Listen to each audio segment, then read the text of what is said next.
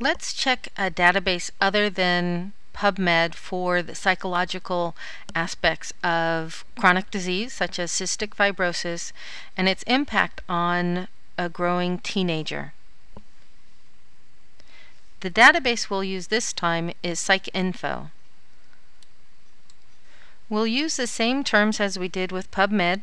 We'll type in adherence and we'll do cystic fibrosis.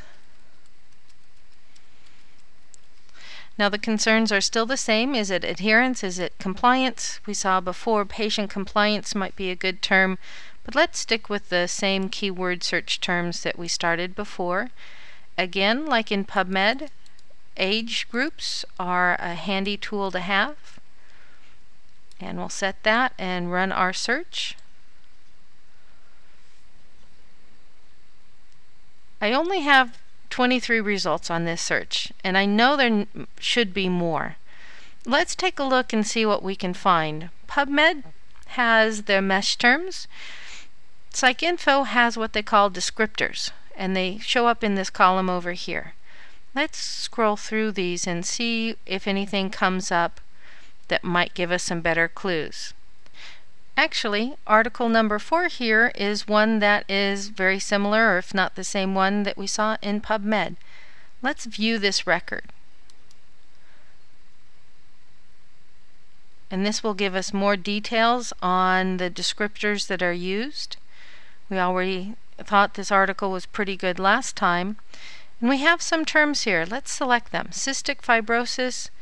And I like the treatment compliance. Now you might be tempted to use adolescent attitudes.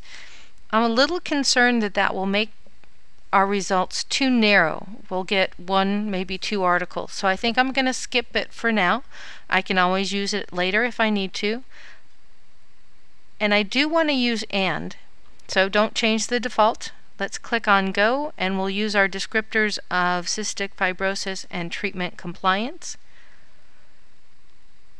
And with those terms, I actually have a much better set. I have about 40 articles this time, but I don't have the adolescent in here any longer. So let me go back down to the bottom of the page and apply that limit.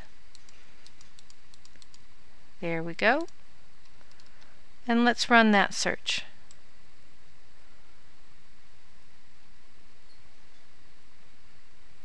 And this takes it down to about 27. Pretty good set to have about 27. We know that they are on cystic fibrosis specifically.